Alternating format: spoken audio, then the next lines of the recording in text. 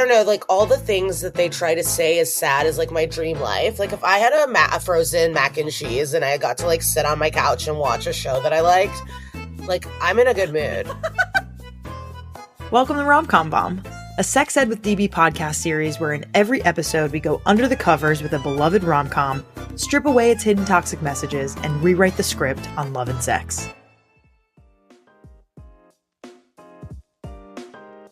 Flicking the bean, jilling off, menage a moi. All of these are creative and hilarious ways to say masturbation. For 21 days, I embarked on what started as a personal masturbation experiment with one of my all-time favorite vibes, the magic wand. The goal? To answer one burning question. What is the impact of daily magic wand use on my health, wellness, and sexual experiences compared to regular sexual activity and no sexual activity? Spoiler alert, the results were so surprising, they've inspired me and the Magic Wand team to turn this experiment into a full-fledged study. Now 1,000 other people are diving deeper into how consistent self-pleasure affects everything from mental health to sexual satisfaction. Want to see the hypotheses and the results from my study? Head to sexedwithdb.com/magicwandexperiment to check it out. Let me guess. You have a life and a job that you love, but the one thing missing is love itself.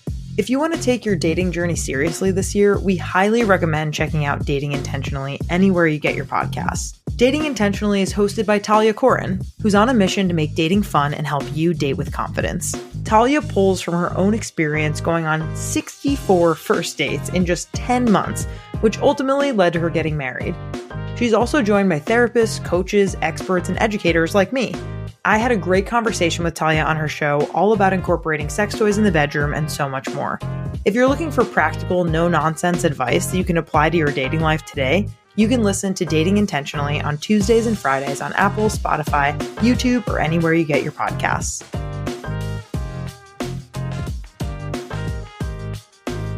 We talk a lot about sex education, but when I'm shopping for products to support my sexual wellness, exploration, and expression, I head to the experts at Lion's Den. Lion's Den is a pleasure product retailer with over 50 locations nationwide and hundreds of your favorite brands. They have everything you need to explore and express your sexual side.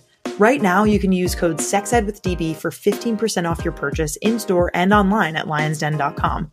Follow them on social media at Lions Den Adult on Instagram and TikTok for exclusive offers, deals, and giveaways.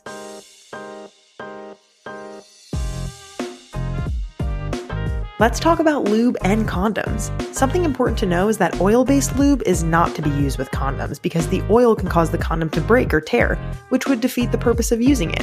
Thank goodness for Uberlube. Uberlube is latex compatible, so it's safe and effective to use with condoms. But wait, there's more. Dispensing 2 drops of Uberlube inside a condom and a measured pump outside will increase pleasure. What are you waiting for? Use code SEXEDWITHDB for 10% off at uberlube.com.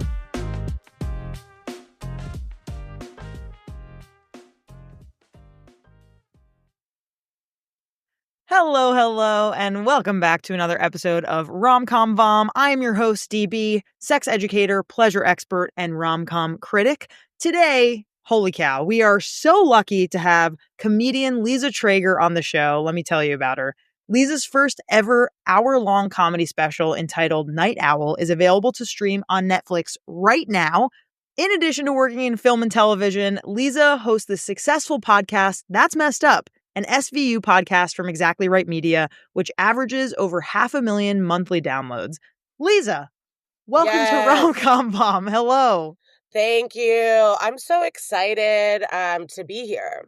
And I wore my Taylor Swift lover sweater in honor the of Lord. Rom-Com. Yeah. Wow. Praise heavens. That's incredible. I'm so glad that you're here. You're so incredibly funny. Who better to rip a rom-com to shreds than you? I know. I think you're going to be disappointed by how much I do love it. It's okay to love it. This is what made us. We are in love with our captors. That's what it is. But it is really wild. I can't wait to dive. I mean, what a year Matthew McConaughey had. Like to do, I don't know if it was the same year, but this and How to Lose a Guy in 10 Days back to back. Oh, special. Quite special. Yes. Like, is he the number one rom-com guy for you? I feel like in the early 2000s, certainly, definitely. Yeah, he's in a bunch of shit. And before we even get into him, though, let's tease this film. Let's tease it. All right. So this 2001 rom-com made J.Lo the highest paid Latina actress in Hollywood history. Hell yeah, bitch. Hell yeah, brother. Launched Matthew McConaughey into leading man status and taught us that the best way to fall in love is saving someone from death by dumpster. And if you want to hear just how much J.Lo was paid for this movie, stay tuned to the end of the episode. I know we do. We're nosy little bastards. Of course we want to know. So today we are... Should I put a guess? Can I put a guess? Please give it to me. I'm going to say $15 million. Fantastic guess. Will not confirm nor deny until the end of this episode. I know. I'm excited. Cool. But I love it. And today we are reviewing The Wedding Planner, aka peak early 2000s rom-com energy. Lisa, how are you feeling about reviewing this movie? I feel amazing. Like, this movie makes me feel good. I'll watch it on any flight. Yes. If it's on the menu, if it's in a hotel, like, there's never going to be a moment where I'm like, nah. Right. I'm going to watch it. I'm going to watch it. Yeah. I mean, it is a fantastic film. I've seen this movie probably 20 times in my life. It is one of those, classics. Like, we definitely own this on DVD in my household growing up. And as you kind of mentioned, Matthew McConaughey, like, they really fuck up his hair in this movie. He does not. He looks like a freak, honestly. And his glasses they intentionally put him in are like nerd alert, but he is nonetheless incredibly hot still. And he's a sexy guy. And saving lives and the kids. I mean, this one jam-packs more tropes than I even remembered. And it really, like, pow, pow, pow, pow, pow, and created some, but, like, it really used every single one. Exactly. We're going to freaking get into that for sure.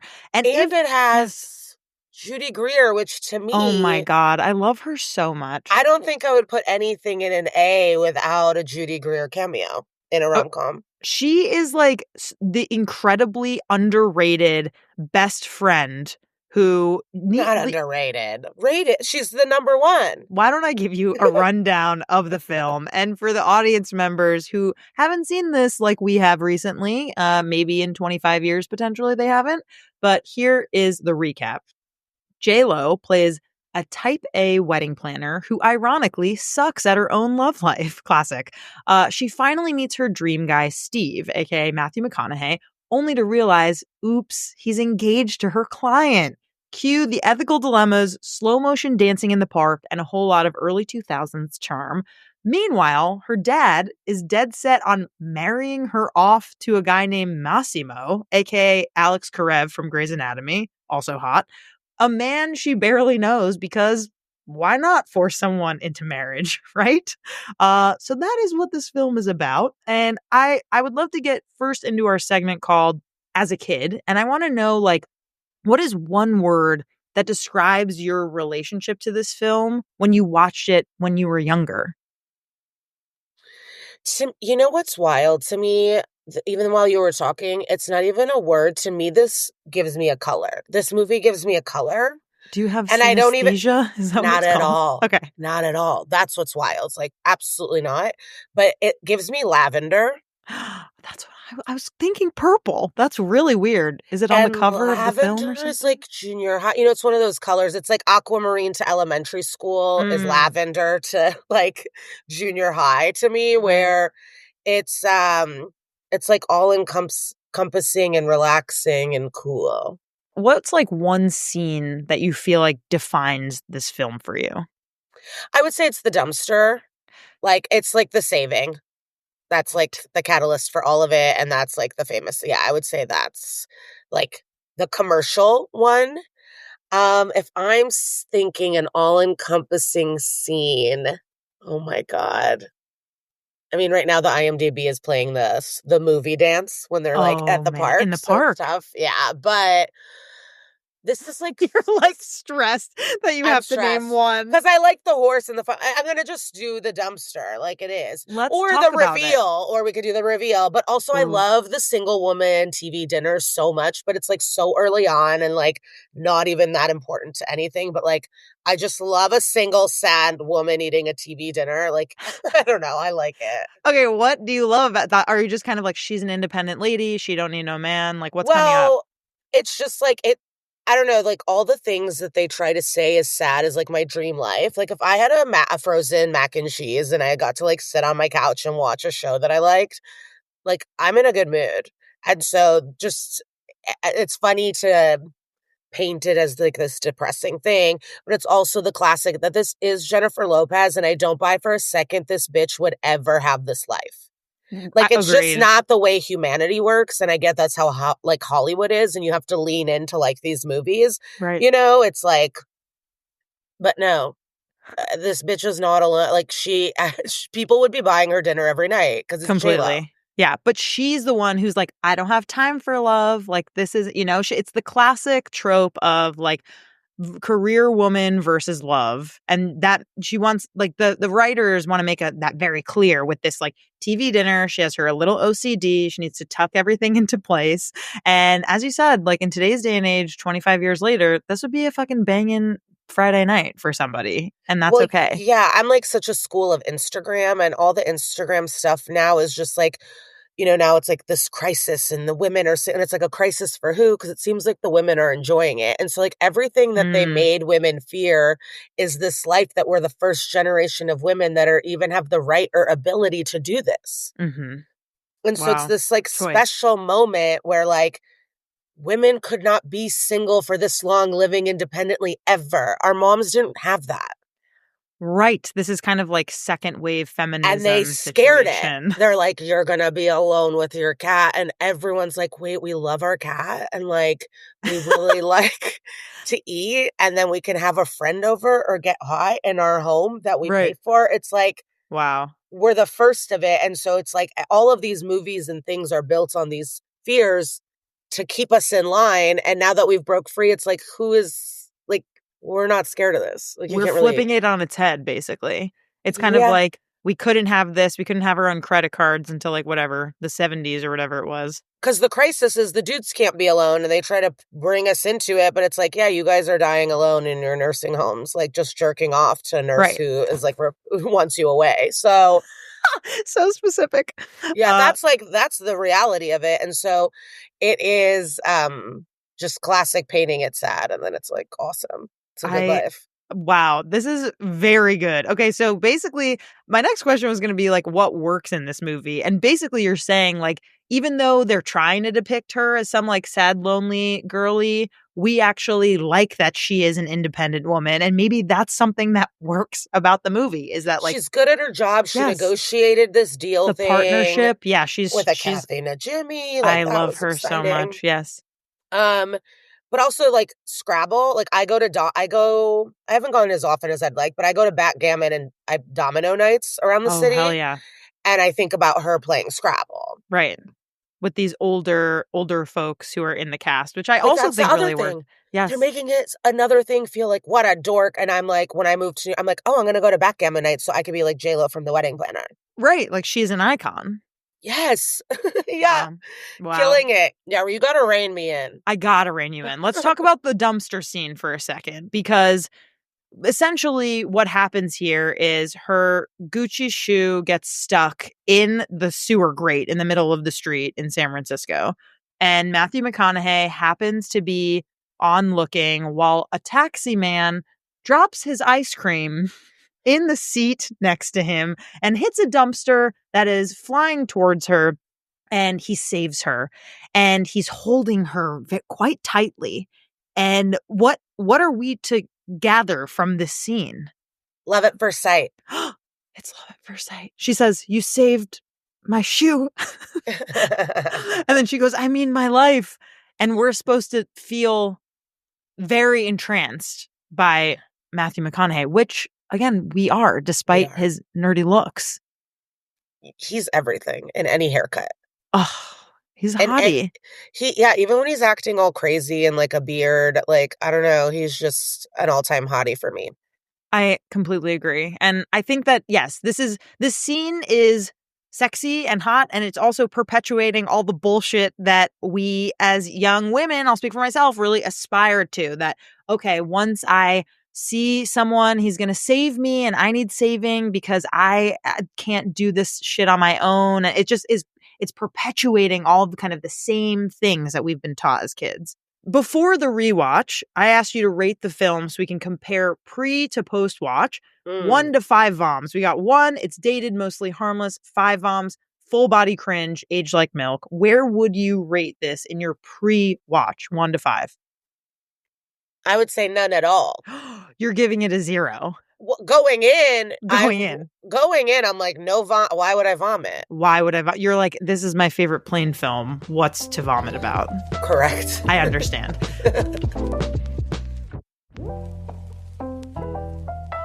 We talk a lot about sex ed, but when we're shopping for products to support our sexual wellness, exploration, and expression, we head to the experts at Lion's Den. For 50 plus years, Lion's Den has been a leader in pleasure products. Whether you want to explore a new kink or add a little romance to your evening, Lion's Den has something for all. Each location is brightly lit and staffed with the very best experts in pleasure, passion, and romance, so you can feel comfortable and confident in your purchases. Lion's Den is offering our listeners 15% off your purchase in-store and online using code SEXEDWITHDB at lionsden.com.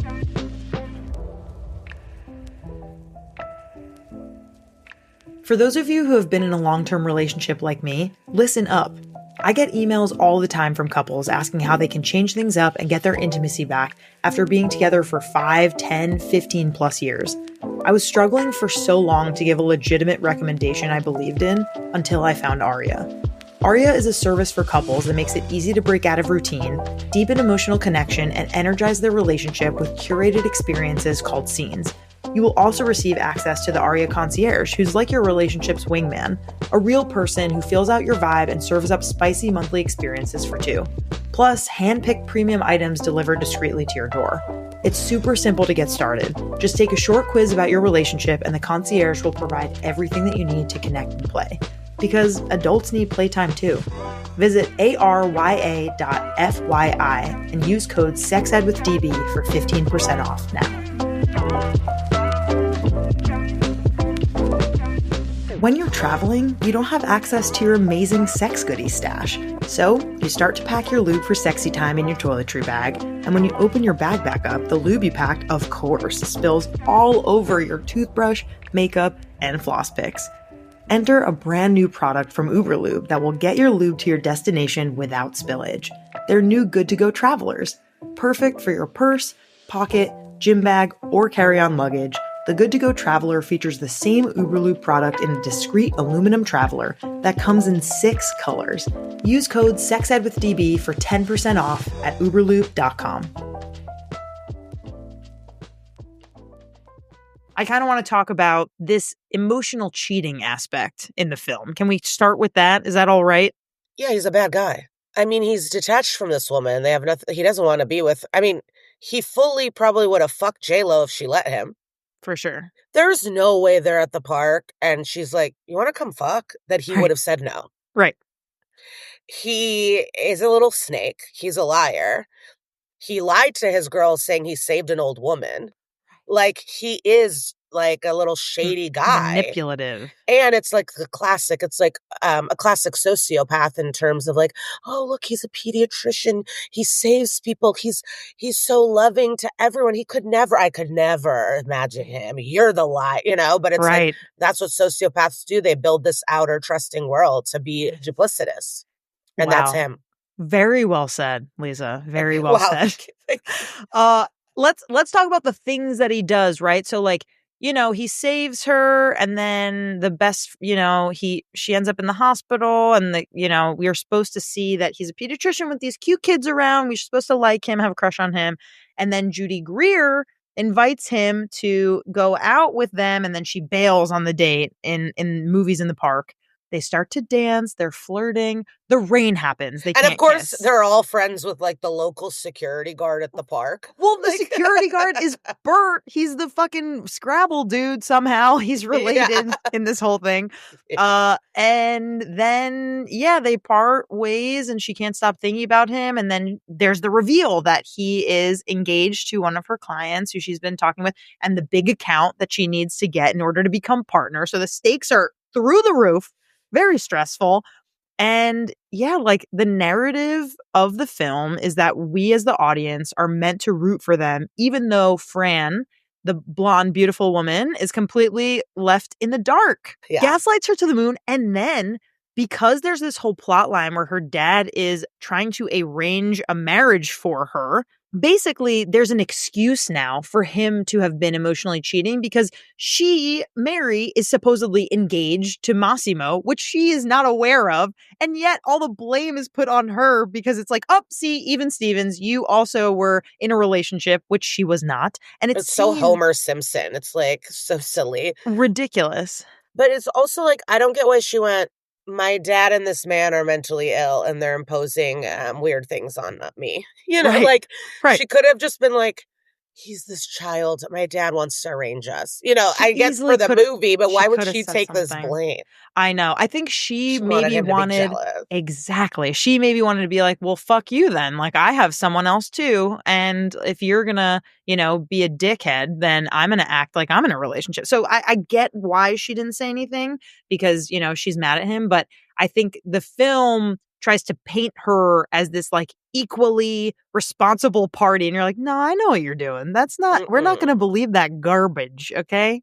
Okay, one other kind of like that's problematic bucket I have, which is kind of the most obvious one, is kind of like the wedding industrial complex and really pressuring women to marry and not just leave them alone on a Friday night with their TV dinner.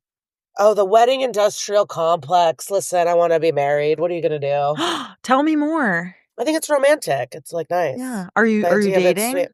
No, Are you I'm like a interested in hopeless dating? romantic. Like I want a rom-com. Like the way our bodies image is fucked from these movies, like this is what I want. I'm like truly like men watch porn, women watch rom-coms. Well, what isn't there like a rom-com about that? Is there?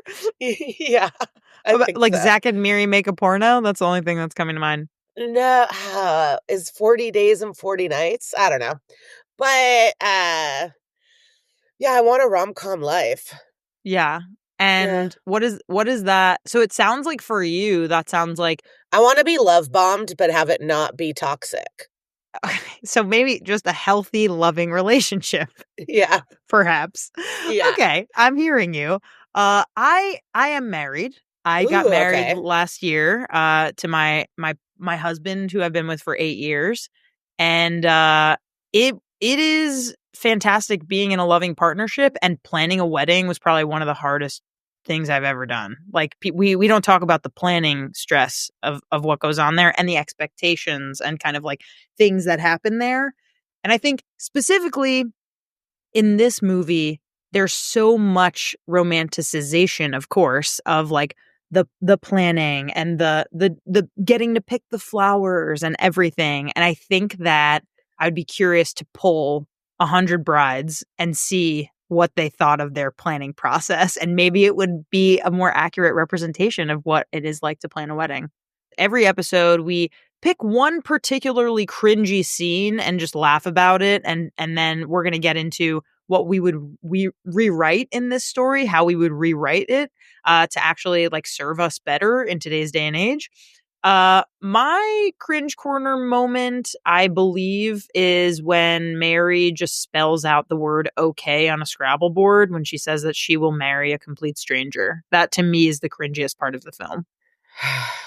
Yeah, I'll go with you there. You think so? Yeah, I'll meet you there. We're gonna get into the rewrite section, and for me, I would really rewrite that monologue for him to talk about her fucking personality, like over and over again. Like women are just told that like they need to be valued for their looks, and yes, J.Lo is hot, but she's also a person, and I think that it would be really, really great if Steve in this moment affirmed her for who she is. She also knows she's hot. She knows. She's probably affirmed by like her hotness is in the real world affirmed, I would say probably 7 times a day. I think that the reason why I find these conversations so interesting is because all the time I'm thinking back to where are these men learning these messages that they don't have to respect women, that they don't want to find a woman who's an equal, right? And for me, it really is a lot of media and like how our friends are talking about this. And so I think that this shit is so interesting to go back and really see like what are men watching that they're getting these messages because Oh, I'll tell you what. what? Anything they've ever made because a woman is a side character. Any Right. book they've ever written, any movie they've ever made, any TV Right. show. Go watch Oppenheimer. I haven't seen Oppenheimer, but wasn't the whole thing there's one scene and it's a woman getting fucked, right? Like, isn't it Yeah. just we don't have to look far. Men see Right. us as side thoughts in Right. everything they've ever made. Correct. Like, Yeah. No, you're right. You're right. they don't have Yeah. to include us. They don't have to think about us, and they make it very, very obvious. Okay, we got to rate this film and move on. So, Liza, after revisiting this film, what is your post-watch rating on our VOM scale 1 to 5? I don't want to vomit. I mean, I would give it a. I'll give it a 1 vom, 2 vom, 1 or 2. I'm not going No higher. pressure. Sorry. Your rating is your own. I will not pressure you. You tell me. He's like a douche, but I'm not really vomiting. I hate no, I'm not vomiting. 2. I'll give it 2. A 2 is pretty good. I'll give it a 3. I think there's worse that we've covered, and there's shit here that isn't great. But before we wrap up, how much did J.Lo make? I'm gonna tell you right now. J.Lo earned a groundbreaking $9 million for her role in The Wedding, marking the highest salary ever to be paid to a Latina actress at that time. Go girl! It was 2001. Pretty cool. Very cool. Like, good for you. Okay, next week's trivia teaser. Coming up next week, we're diving into a rom-com where the two leads barely share any screen time, yet it's still one of the most romantic movies of all time. If you want to share your guesses on our IG broadcast channel, we are giving hints and sharing polls for people to guess, so go there now. And if you have a rom-com that you remember from growing up, submit it to us by leaving a review on Apple Podcasts, and I'm going to read one that just came through. Hallelujah. There's a 5-star review here. It says, "The Sex Ed We All Needed" by the Hollywood Femme. And it says, "I love this show and its valuable information. I especially love the trip down memory lane with Rom-Com Bomb. So fun. Would love to see you review the movie Only You. It's my favorite 90s rom-com, but definitely problematic. I've never even heard of this film, and I looked it up. It has Robert Downey Jr. and Marissa Tomei. Kind of a dream cast. I'm intrigued."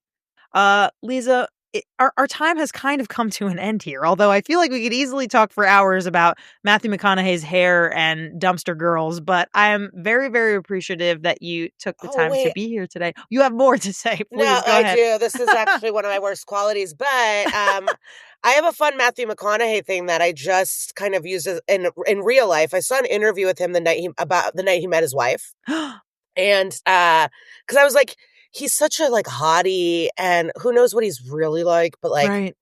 he in life, I like him. So he was talking about the night he met her and how he like saw this girl from across, and he was like, I like her. And he goes, I invited her and all her friends. You got to invite the friends. Smart. And I just really liked that, because nothing's worse than when someone's trying to fuck your friend and then they're ignoring you. And it's like, but you're ruining my night. Like, this is weird. And I had just experienced that with a guy friend where we were all hanging out and it was a bunch of us, and he just like went away. And then he was blaming this woman for ruining his night. I'm like, no, it's on you. You should have like included the friends. You got to include friends. And I just thought maybe that's like a nice real life romantic Matthew McConaughey fact. That's sweet. And his hair has gotten a lot better since then. We have learned. Well, technology's gotten better too. Technology has gotten better. That's true. His wife is a beautiful woman. They seem very happy. They have kids together. I don't know. Good for them. Yeah. We'll picture them at some point for our Spank Bank later. But for now, do you want to share where people can find you? Yeah, my special Night Owl is on Netflix. Please watch that. And then I'm at Glitter Cheese on the internet, and then I have a link tree and all these things. And I'm going to be in season 2 of Survival of the Thickest. So that comes out in March. I love that first season. That's so great. I can't wait to see you in it. Michelle Buteau, excellent. Yeah, Michelle Buteau is awesome. I mean, also a good best friend in a rom-com. That's true, and Always Be My Maybe. Great film as well. Not problematic. I bet that's zero bombs. I bet that's negative. That's negative bombs. We're keeping our food inside for that. Okay, Liza, thank you so much for being here. We really, really appreciate it.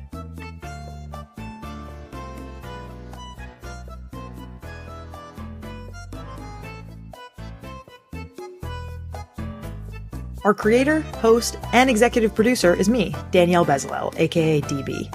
Our producer is Sadie Leegee. Our communications lead is Catherine Cohen. Our music theme is by Hook Sounds. Thanks so much to our featured guests, partners, and listeners. If you have a rom-com you remember from growing up and want us to cover it on Rom-Com Bomb, submit it to us by leaving a review on Apple Podcasts and leaving a comment on Spotify. Want to partner with us? Email us at sexedwithdb@gmail.com. For more sex ed content, follow us on Instagram at sexedwithdbpodcast. See you next time.